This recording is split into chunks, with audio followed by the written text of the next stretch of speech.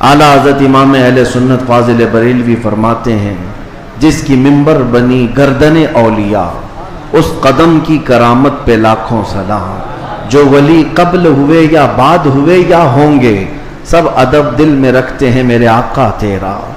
غوث پاک رضی اللہ تعالیٰ عنہ کو اولیاء کرام میں ایسا ہی مقام حاصل ہے کہ جیسے سورج کو ستاروں پر مقام حاصل ہے۔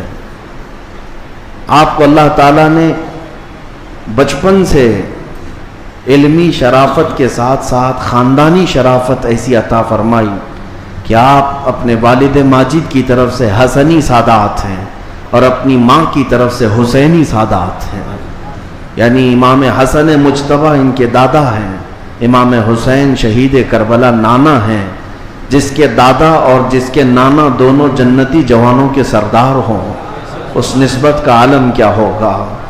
میرے عزیزو، گھر کے اندر سادات کے ہاں جو پرورش کا معمول ہوا کرتا تھا، اسی سے اندازہ کر لیں آپ کی ولادت 29 شعبان کو ہوئی تھی اور چاند رات تھی، دوسرے دن کو رمضان شروع ہونے تھا اور چاند میں اختلاف ہو گیا جیلان میں۔ یہ جیلان ایران کا ایک علاقہ ہے، اس کو گیلان بھی کہتے ہیں، جہاں آپ کی پیدائش ہوئی۔ لوگوں کے دوران شک پیدا ہوا کہ چاند ہوا کہ نہیں ہوا۔ غوث پاک رضی اللہ تعالیٰ عنہ کی ماں فاطمہ ام الخیر جو نہایت ہی شریف خاتون ہیں سادات کی، آپ نے لوگوں سے کہا کہ رمضان ہو چکا ہے، اس لیے کہ سحری سے لے کر افطار تک میرے بچے نے دودھ کو منہ نہیں لگایا ہے۔ پورے جیلان میں یہ بات مشہور تھی کہ سادات کے گھر میں ایک ایسا بچہ پیدا ہوا ہے جو سحری سے لے کر کے افطار تک اپنے ماں کے دودھ کو تک نہیں پیتا۔ یہ ان ایام کی میں بات کر رہا ہوں کہ ابھی غوث پاک رضی اللہ تعالیٰ عنہ ایک دن کے تھے، یعنی پیدائشی طور پر۔ میں آپ کو یہ بتاؤں کہ آپ سب غوث پاک کو پیران پیر کہتے ہیں کہ نہیں؟ یعنی پیروں کا پیر ہے، اور روشن ضمیر کہتے ہیں، سارے سلسلے وہاں تک جا کر پہنچ جاتے ہیں تو فخر کرتے ہیں۔ غوث پاک سے جس کا سلسلہ ملتا ہے وہ دنیا میں فخر کرتا ہے۔ میں یہ کہتا ہوں کہ پیروں کا پیر پیدا ہوتے ہی روزہ رکھتا ہو، اور اگر کوئی ڈھکوسلا جھوٹا پیر یہ کہتا ہے کہ ہمارے اوپر شریعت نہیں ہے، تو بات یہ یاد رکھ لینا کہ اس کا غوثیت مآب سے کوئی تعلق ہی نہیں ہے۔ وہ شیطان کا مرید ہو سکتا ہے، رسول اللہ تک لے جانے والا راستہ ہرگز نہیں ہو سکتا۔ میرے آقا صلی اللہ علیہ وسلم تک لے جانے والا راستہ وہی ہے جو غوثیت مآب کے راستے سے ہو کر کے چلتا ہے۔ پیدائشی طور پر شریعت کی پاسداری کرنے والے شیخ عبد القادر جیلانی، میرے عزیزو، آپ کو یہاں غوث پاک کی کرامات سنتے سنتے ایک کسوٹی بھی حاصل کر لینا چاہیے کہ ہر پیر کو پرکھ کر کے دیکھو، شریعت کے سانچے میں اترتا ہے تو وہ مرشد ہے، اور شریعت سے ہٹ جاتا ہے تو پھر وہ شیطان کا پھندا ہے۔ اس بات کو ہمیشہ یاد رکھیں۔ اگر کوئی اپنے گھر میں بیٹھ کر کے کہتا ہے کہ ہمارے لیے نماز نہیں، ہم تصور کی نماز پڑھتے ہیں، ہم تصور کی نماز پڑھتے ہیں، اور ہماری نماز تو مکہ میں ہوتی ہے، مدینے میں ہوتی ہے، تو کھانا یوں کیوں کھاتے ہیں، یہاں کیوں کھاتے ہیں؟ مریدوں کے سامنے تو سب چیزیں چلتی ہیں، اور نماز مکے میں ہوتی ہے، مدینے میں ہوتی ہے، نماز چھوڑ کر بیٹھے ہیں۔ ایک بات یاد رکھ لیں کہ سارا طریقت کا سلسلہ صرف قوالی سننے کا نام نہیں ہے۔ ہاں، اشعار حضور پاک کی محبت میں اور اللہ کی محبت میں سننا یقیناً باعث ثواب ہے، ہم خود بھی سنتے ہیں، لیکن وہ پیر ہی کیسا جسے قرآن پڑھ سننے کے بعد کوئی وجد نہیں آتا، قرآن سننے کے بعد کوئی وجد نہیں آتا، حدیث رسول سننے کے بعد کوئی وجد نہیں آتا۔ وجد کہاں سے آئے گا سمجھ میں نہیں آتا، اور پھر ڈھول باجے پر تو پھر ہاتھ بھی ہلتے ہیں، پیر بھی ہلتے ہیں، اور پھر اگر کوئی یہ سمجھے کہ یہی مرشد ہے، پیر کامل ہے، تو دھوکے میں ہے، ایسا بندہ دھوکے میں ہے۔ وہ غوث پاک رضی اللہ تعالیٰ عنہ جن کی کرامات بیان کرنے کے ساتھ ساتھ ہم یہ بھی بیان کرتے ہیں کہ 40 سال آپ کے ایسے گزرے ہیں کہ کہ صرف ایک انگور کے دانے سے آپ نے سحری کی ہے اور ایک آدھا گلاس پانی پر آپ نے افطاری کیا ہے.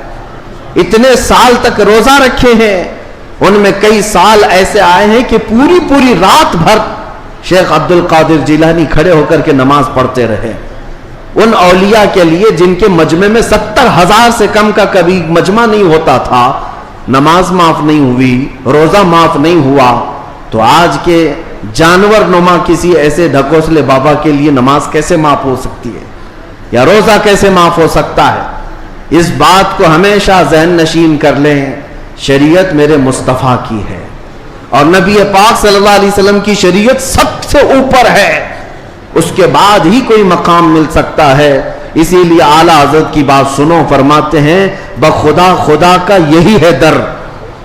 اللہ تک اگر کوئی پہنچنے کی بات کرتا ہے نا تو اسے جانچ کر کے دیکھ لو کہ حضور کے بارے میں کیا کہتا ہے. بخدا جس کا مطلب ہے قسم خدا کی, خدا کا یہی ہے در, یعنی رسول پاک کا جو دروازہ ہے یہی خدا کا دروازہ ہے. بخدا خدا کا یہی ہے در, نہیں اور کوئی مفر مقر. حضور کو چھوڑو گے تو نہ بھاگنے کی جگہ ہے نہ ٹھہرنے کی جگہ ہے, کہیں نہیں اور کوئی مفر مقر. اور پھر اعلیٰ حضرت فرماتے ہیں اگر کوئی خدا تک پہنچا بھی ہے تو سمجھ لو جو وہاں سے ہو یہی آ کے ہو, جو یہاں نہیں تو وہاں نہیں. اگر وہ رسول پاک صلی اللہ علیہ وسلم کی شریعت کبریٰ تک نہیں پہنچا تو پھر سمجھ لو کہ خدا تک پہنچ ہی نہیں سکتا. میرے عزیزو, غوث پاک رضی اللہ تعالیٰ عنہ کی پوری زندگی اگر میں آپ کو بتاؤں وہ عشق رسول کے سانچے میں ڈھلی ہوئی تھی. نبی پاک کی شریعت پر ایسا سختی سے عمل کرتے تھے کہ منبر پر کھڑے ہو کر کے آپ نے اعلان کیا میرا مرید اگر نماز نہیں پڑھتا تو اسے ہمارے قبرستان میں بھی دفن نہ کیا جائے. غوث پاک رضی اللہ تعالیٰ عنہ شریعت کے معاملے میں اس قدر سخت تھے. پھر میں پوچھنا چاہتا ہوں ان سے بڑا دنیا میں اور کون پیر آیا ہے؟ اگر کوئی اپنے مریدوں کو نماز معاف کرا دیتا ہو, روزے معاف کرا دیتا ہو تو یاد رکھ لینا وہ شیطان کا پھندا ہے جو تمہیں نبی کریم صلی اللہ علیہ وسلم کی شریعت سے دور لے کر جاتا ہے. سب سے پہلی چیز ہے میرے مصطفیٰ کی شریعت. حضور پاک کے طریقے پر اگر کوئی چلا ہے تو اسے ولایت بھی ملتی ہے. اللہ کا ولی حضور کی شریعت پر گامزن ہو کر کے ہی چلتا ہے. کچھ مجذوب اولیاء ایسے ہیں جن کی عقل فنا ہو جاتی ہے تب ان کے اوپر سے شریعت کا قلم اٹھا لیا جاتا ہے, وہ مستثنا ہیں, وہ الگ ہیں. لیکن جتنے اولیاء آئے سب کا رسول پاک صلی اللہ علیہ وسلم کے دربار میں ایسا وسیلہ ہے, ان کی ایسی پہنچ ہے کہ اس کے بعد ہی انہیں ولایت کی منزل ملتی ہے. میں ایک بات بتاتا ہوں آپ کو, غوث پاک رضی اللہ تعالیٰ عنہ کے مقام کے متعلق محبوب الہی کا نام سنا ہوگا. دلی کے شہنشاہ, دو اولیاء کو محبوب کا نام دیا گیا ہے. محبوب, ایک غوث پاک کو محبوب سبحانی اور حضرت نظام الدین اولیاء کو محبوب الہی. محبوب اسے کہتے ہیں جس سے اللہ محبت کرتا ہو. سارے اللہ سے محبت کرتے ہیں اور کچھ وہ ہیں جن سے اللہ محبت کرتا ہے, وہ محبوب ہیں. محبوب الہی کا درجہ بڑا ہے. ان کے بڑے گہرے مرید ایسے فنافی شیخ امیر خسرو کا جب بھی نام آتا ہے تو ایک پیر اور مرید کے درمیان کا گہرا تعلق بتایا جا سکتا ہے. لوگوں کو پڑھنا چاہیے کس کو مرشد سمجھا جائے طریقت کے راستے میں اور کون پیر ہوتا ہے. امیر خسرو کو پڑھیں تو سمجھ میں آ جائے گی بات. امیر خسرو ایک بار پانی پت گئے ہوئے تھے. پانی پت میں اس وقت بو علی شاہ قلندر رحمت اللہ تعالی علیہ موجود تھے. یہ محبوب الہی کے ہم زمانہ ہیں, اسی زمانے کے. ان کی کرامات کا حال بھی بہت بڑا تھا. امیر خسرو ان کی محفل میں بیٹھے. جمعرات کو ایک بار ان کے ہاں محفل ہوتی تھی بو علی شاہ قلندر کے ہاں. اور محفل میں ہوتا کیا تھا, جب ذکر کی محفل ہوتی اس کے بعد جتنے حاضرین ہوتے بو علی شاہ قلندر سب سے کہتے اپنی اپنی آنکھیں بند کر لو. لوگ اپنی اپنی آنکھیں بند کرتے, وہ سیدھے رسول اللہ کا دیدار کراتے تھے. نبی پاک صلی اللہ علیہ وسلم سامنے بیٹھے ہوئے ہوتے اور ابو علی شاہ قلندر ان کے سامنے ہوا کرتے حضور کے. یہ ہر جمعرات کو ابو علی شاہ قلندر کی محفل میں ہوتا تھا.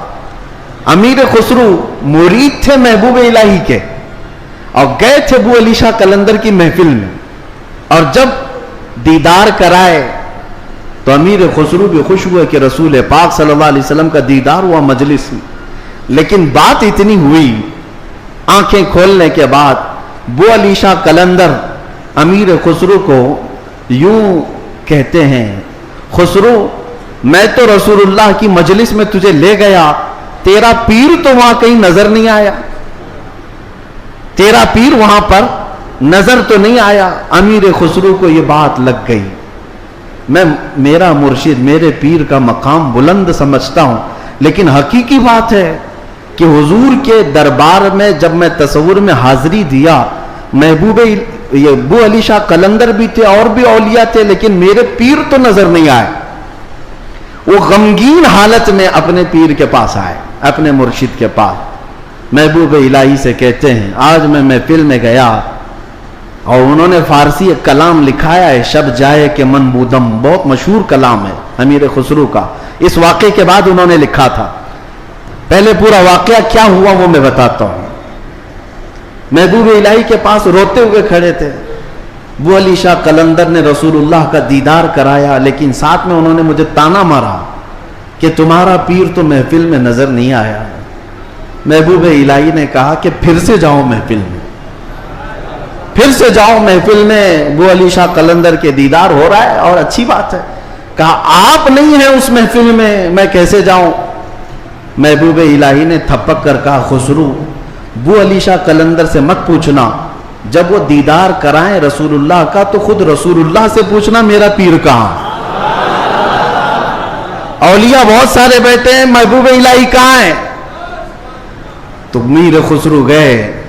اب کی بار جو محفل سجی اور جب آنکھ بند کرنے کا حکم ہوا, امیر خسرو نے آنکھ بند کی, دیدار ہوا میرے مصطفیٰ کا. اولیاء کرام کی مجلس تھی. خسرو کہتے ہیں میں آگے بڑھا, نبی کونین صلی اللہ تعالی علیہ وسلم کے دربار میں دست بستہ عرض کیا یا رسول اللہ اولیاء کی محفل ہے, یہاں پر میرے مرشد نظام الدین اولیاء نظر نہیں آتے. نبی پاک نے فرمایا ایک منزل اوپر چڑھ جا, ایک منزل اوپر چڑھ جا. امیر خسرو کہتے ہیں میں ایک منزل اوپر گیا تو دیکھا ایک بہت بڑا دالان ہے, صحن ہے, وہاں بھی رسول اللہ جلوہ فرما ہے, مسند نشی ہے, وہاں دیگر اولیاء اکرام ہیں اور دیگر اولیاء, لیکن وہاں بھی میرے مرشد نظر نہیں آئے. میں پھر پوچھا میرے مصطفیٰ سے آقا یہاں پر بھی نہیں ہے. حضور نے فرمایا ایک اور منزل چڑھ جا. خسرو کہتے ہیں میں تیسری منزل پر آیا, وہاں بھی حضور بیٹھے تھے, لیکن اولیاء کی محفل میں میرے پیر نظر نہیں آئے. پھر پوچھا, حضور نے ایک اور منزل چڑھائی, یہاں تک کہ 7 منزلیں چڑھ لی. امیر خسرو کہتے ہیں اب اوپر جیسے جیسے جاتا تھا مجمع کم ہوتا جاتا تھا, تھوڑے تھوڑے سے رہ جاتے تھے. 6ٹھی منزل پر آیا, جب بھی میں اپنے مرشد کو نہیں پایا, پریشان ہو کر پوچھا تو کہا ایک اور منزل چڑھ جا. اوپر گیا تو وہاں مصطفیٰ کریم صلی اللہ علیہ وسلم مسند نشین ہیں.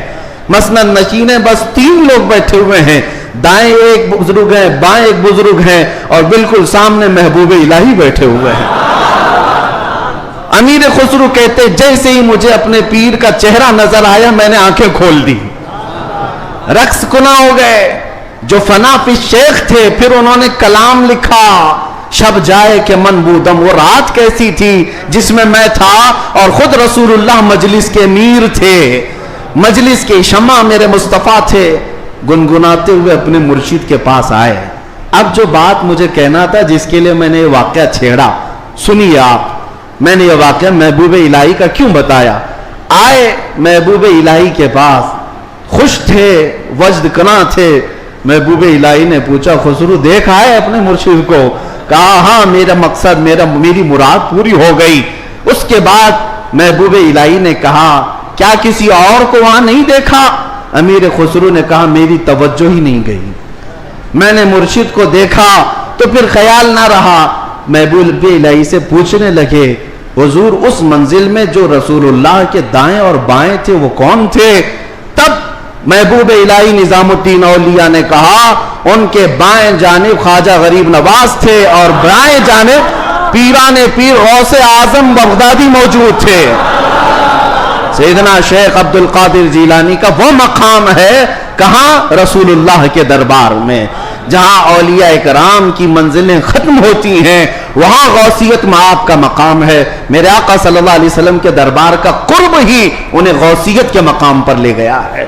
मेरे अजीजों, बहुत सारे लोग अगर ये समझते हैं कि उनकी बड़ी करामतें हैं इसलिए उनको गौस का मकाम मिला है, वो बहुत बड़े आलिम थे, बहुत बड़े जाहिद थे, बहुत बड़े परहेजगार थे, इसलिए गौसियत के मकाम पर पहुंचे। मैं कहता हूं ये सारी जगह अपनी, ये सारे मकामात अपनी जगह पर गौसे पाक गौसियत के मकाम पर पहुंचे तो इश्क रसूल की बुनियाद पर पहुंचे, मेरे मुस्तफा करीम सल्लल्लाहु अलैहि वसल्लम से बेपनाह मोहब्बत की बुनियाद पर पहुंचे। इसलिए मैंने जिंदगी में देखा है जब कभी कोई रसूलुल्लाह की तरफ उंगली भी उठाता या एतराज करता, अपनी करामतों से उसका मुंह तोड़ जवाब दे देते थे। अपनी करामतों से गौसे पाक रदी अल्लाह ताला अन्हु उनका जवाब देते। अगर किसी ने हुजूर पाक सल्लल्लाहु ताला अलैहि वसल्लम पर एतराज किया कि उन्होंने मुर्दों को जिंदा नहीं किया तो गौसे पाक ने अपनी ठोकर से मुर्दा जिंदा करके दिखाया। 400 साल बाद गौसे पाक रदी अल्लाह ताला अन्हु ऐलान करते थे तू रसूलुल्लाह के बारे में बात करता है, मैं उनके बेटे के बेटे के बेटे के बेटे के बेटे 400 साल बाद आया हूं और अल्लाह ने मेरे पांव में ये ताकत दी है कि कब्र को ठोकर लगाऊं तो मुर्दा जिंदा खड़ा हो जाए, और जिसकी मैं नस्ल से हूं वो अगर कहीं ठोकर लगाए पूरा कब्रिस्तान खड़ा हो सकता है। नबी पाक सल्लल्लाहु ताला अलैहि वसल्लम की जात पर अगर कोई उंगली उठाता मेरे गौस उसको अपनी करामत से जवाब दिया करते। अजीजा ने गिरामी वक़ार सुल्तानुल औलिया गौसे पाक रदी अल्लाह ताला अन्हु से अपना रिश्ता मजबूत करो। अपने अपने निस्बतों में कादरी पट्टा जरूर रहे, कादरी निस्बत जरूर रहे, इसलिए कि ये निस्बत ही ऐसी है जिस पर पूरी दुनिया फख्र करती है। क़यामत में मुनादी देगा ये निदा कादरियों को, कहाँ है कादरी कर ले नजारा गौसे आजम का। मेरी इलाज किसके हाथ है? बगदाद वाले के। मुसीबत टाल देना काम किसका? गौसे आजम का। इसीलिए मेरे अजीजों, हमने गौसे पाक रदी अल्लाह ताला अन्हु की जिंदगी पाक में देखा है अल्लाह ताला ने उनको तसर्रुफ दिया था, वो ताकत अता की थी कि वो अल्लाह करीम की बारगाह में ऐसी मकबूलियत के मकाम पर थे कि खिलाफ आदत काम उनसे सादिर हुए। खिलाफ आदत काम जब औलिया से होते उसी को करामत कहते हैं। बाज लोग अभी अकल के घोड़े दौड़ाते और कहते ऐसा कैसे हो सकता है, ये सब तो मौलाना लोगों की भगाई है, ये जुमलेबाजी है। उनको कुरान पाक से अगर ताल्लुक हो तो मैं बताऊं। अब मैं एक बात आपसे बताता हूं, गौसे पाक की एक करामत जिस पर अभी मैं चंद दिन पहले सुन रहा था। कोई बेचारा जिसकी अकल पर फालिज का असर हुआ है, ये वो लोग हैं जिनको मेरे मुस्तफ़ा करीम सल्लल्लाहु ताला अलैहि वसल्लम से बुग़्ज़ है, अदावत है, और दूसरे रास्ते पर चल पड़े और औलिया इकराम को चुन चुन करके निशाना बनाते। जिनका ताल्लुक नजद से है, वहाबियत से है, सलफियत नाम रखते हैं। बहरहाल, लेकिन सवाल करने वाले ने एक सवाल किया, अरे मौलाना आप सुनाते हैं कि गौस पाक तो 12 साल की डूबी हुई कश्ती को बाहर ले आए, ये तो खुदा के भी काम नहीं है, अल्लाह के भी काम नहीं, उससे बढ़ करके आपने गौस पाक को बता दिया। मेरे अजीजों, मैं आपको बताता हूं बात हुई क्या थी। दरिया के किनारे से आपका गुजर हो रहा था, एक बूढ़ी औरत को रोते हुए देखा। मुरीद से पूछा, पूछो इसको क्या बात है, क्यों रोती है? मालूम किया तो पता चला कि उस खातून का इकलौता बेटा था, बड़े नाजों से पाला था। उस औरत ने शादी की, बारात आ रही थी और कश्ती जो है दरिया में गर्क हो गई, डूब गई, बाहर ना आ सकी। मशहूर करामत है गौसे पाक की। तो वो डूब गई और इस बूढ़ी औरत का दिल तो मां का है, बेटे के याद में रोज आती है, रोती है और शाम वापस चली जाती है, रोज रोती है। गौसे पाक रदी अल्लाह ताला अन्हु को उस पर रहम आया, अल्लाह करीम की बारगाह में सिफारिश की, ऐ रब्बे करीम, तू नीस्त से हस्त करने वाला, तू पानी के कतरे से पूरा इंसान बनाने वाला, تو راکھ کے ڈھیر کو بھی اگر چاہے تو زندہ انسان کھڑا کر دے. مولا قادر مطلق ہے. اس خاتون پر رحم فرما اور اس کا بیٹا واپس لوٹا دے. غوث پاک کی دعا چل رہی تھی. تھوڑی دیر دیکھنے کے بعد دریا میں ایک بھونچال سا طوفان سا آیا. پانی کے اندر ایک عجیب سی سرسراہٹ ہوئی. تھوڑی دیر کے بعد دیکھا تو ایک کشتی برآمد ہوئی. غوث پاک نے صرف اس خاتون کے بیٹے کی زندگی مانگی تھی, مگر صدقے میں اللہ نے پوری برات کی زندگی لوٹا دی. پوری برات واپس آ گئی اور وہ خوشی خوشی غوث پاک رضی اللہ تعالیٰ عنہ کا شکر کرتے ہوئے گھر گئے. 12 سال کے بعد مچھلیاں کھا گئی ہوں گی, کشتی کے پرزے ختم ہو گئے ہوں گے, لیکن رب ذوالجلال قادر مطلق ہے. ہم ان لوگوں کو یہی تو کہتے ہیں جو جلا کر کے سمجھتے ہیں کہ اب کوئی نہیں اٹھا سکتا ان کو, راکھ پانی میں بہا کر کے سمجھتے ہیں کہ اب ان کا حساب کتاب نہیں ہو سکتا. ارے عقل کے اندھو, جس رب ذوالجلال نے ایک نطفے سے تمہارا پورا انسانی شکل بنایا ہے, تم 1000 بار جلا کر راکھ کر دو, رب ذوالجلال قادر مطلق ہے, وہ دوبارہ زندہ فرمائے گا حساب لینے کے لیے. تو کشتی دوبارہ واپس آئی. غوث پاک رضی اللہ تعالیٰ عنہ کی اس کرامت پر ایک دو نہیں ہزاروں لوگ اسلام میں داخل ہوئے تھے. ہزاروں لوگ اسلام میں داخل ہوئے. اب جو صاحب ہیں انہوں نے کہا کہ ایسا کیسے ہو سکتا ہے, ایسا کیسے ہو سکتا ہے. ہر جگہ اگر تم عقل کے گھوڑے دوڑاؤ گے تو یہی سوال کرو گے ایسا کیسے ہو سکتا ہے.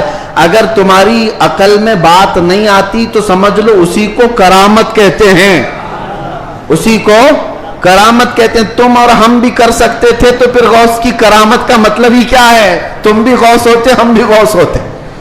کرامت ہے جو عقل میں نہیں آئے گی. اور قرآن سے اگر دلیل مانگتے ہو, سنو, سلیمان علیہ السلام نے اپنے دربار میں ایک بار اعلان کیا تھا, کون ہے جو سبا بلقیس کا تخت یہاں پر لے آئے گا. سلیمان علیہ السلام فلسطین میں بیٹھے ہوئے ہیں اور سبا بلقیس کا تخت یمن میں ہے. یمن اور فلسطین میں 1000 کلومیٹر سے زیادہ کا فاصلہ ہے. ایک جن کھڑا ہوا, کہا اللہ کے نبی میں لے آتا ہوں. پوچھا کتنی دیر میں؟ کہا میں آپ کی مجلس ختم ہونے سے پہلے وہ لے کر آ جاؤں گا.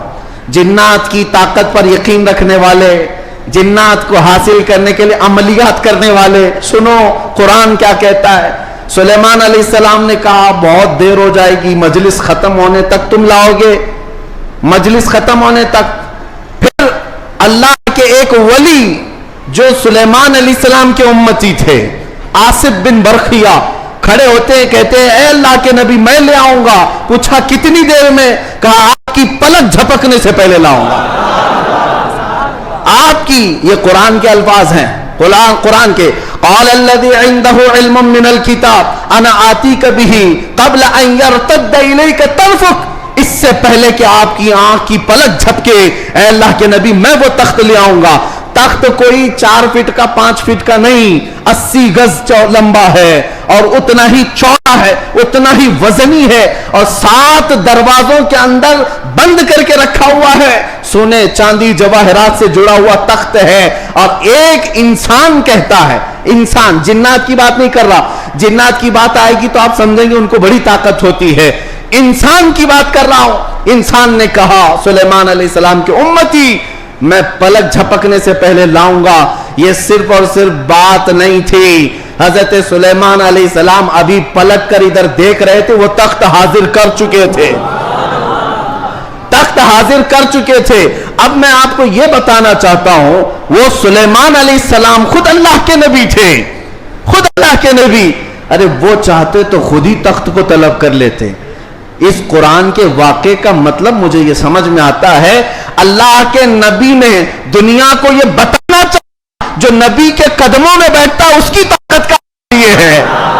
نبی کی طاقت تو بہت دور, اور یہ بھی بنی اسرائیل کے نبی, بنی اسرائیل کے نبی سلیمان علیہ السلام, ان کے امتی کی طاقت کا حال یہ ہے, تو پھر سید الانبیاء محمد رسول اللہ اور ان کی امت کے عام اولیاء کی بات نہیں کر رہا ہوں. شیخ عبد القادر جیلانی جن کا ولی کی گردن پر ہے, وہ 12 سال کی کشتی واپس لے آئے تو تعجب کی بات نہیں، بلکہ ہم سمجھتے ہیں قرآن اس کرامت کو بالکل عینی طور پر بیان کر رہا ہے۔ عزیزان گرامی، میں دنیا کے نقشے قدم پر چلنے والے، ہر چیز کو تھیوری اور پریکٹیکل پر آزمانے والے اور سائنس کی دنیا میں چلنے والے، ان کو کہتا ہوں آئنسٹائن نے کہا ہے۔ آئنسٹائن کا نام تو بہت لوگوں کو اچھی طرح سے یاد ہوگا، اس کی تسبیح بھی پڑھتے ہوں گے۔ الحمدللہ ہم غوث پاک کی تسبیح پڑھتے ہیں۔ اب اسی آئنسٹائن کی بات کر رہا ہوں، جس نے یہ کہا ہے کہ میں نے کائنات کو دیکھنے کی کوشش کی، سنو، کائنات کو دیکھنے کی کوشش کی اور چاند تک اور سورج تک اور بہت سارے مقامات تک دیکھنے کی رسائی حاصل کر لیا، اور اس نے کہا کائنات کا جو کنارہ، ایک کنارہ میں نے دیکھا، اس کے لیے وہ کہتا ہے 2 کروڑ نوری سال لگ جائیں گے۔ 2 کروڑ نوری سال۔ نوری سال کس کو کہتے ہیں پتہ ہے؟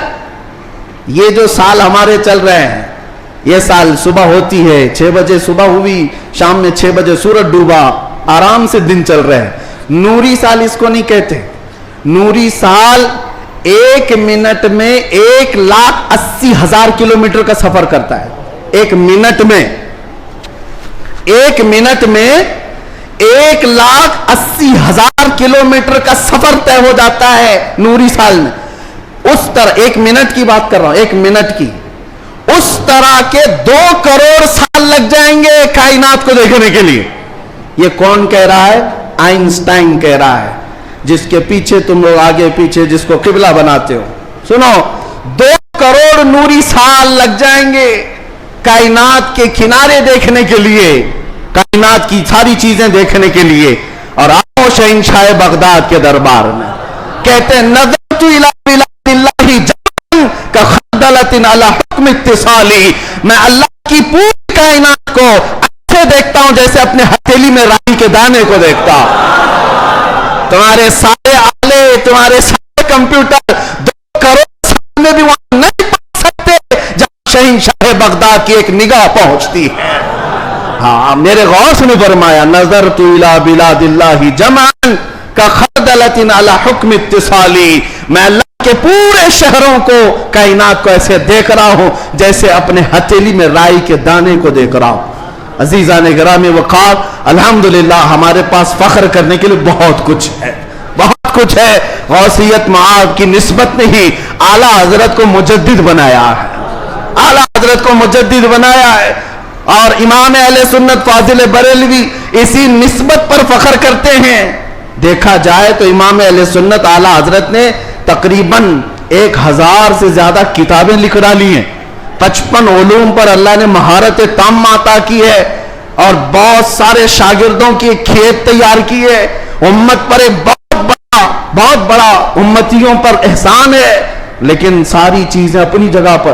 قرآن کا ترجمہ کیا ہے، فتاوی رضویہ شریف ہے، بارگاہ مصطفیٰ میں ہدایت بخشش ہے، بہت سارے کام ہیں، لیکن جب رسول اللہ کے دربار میں حاضر ہوتے ہیں، اعلیٰ حضرت یہ نہیں کہتے یا رسول اللہ میں فتاوی رضویہ لے کے آیا ہوں، میں کنز الایمان لے کر کے آیا ہوں، میں ہدایت بخشش لے کے آیا ہوں، بلکہ اعلیٰ حضرت یہ کہتے ہیں تیری سرکار میں لاتا ہے رضا اس کو شفیع جو میرا غوث ہے اور لاڈلا بیٹا تیرا۔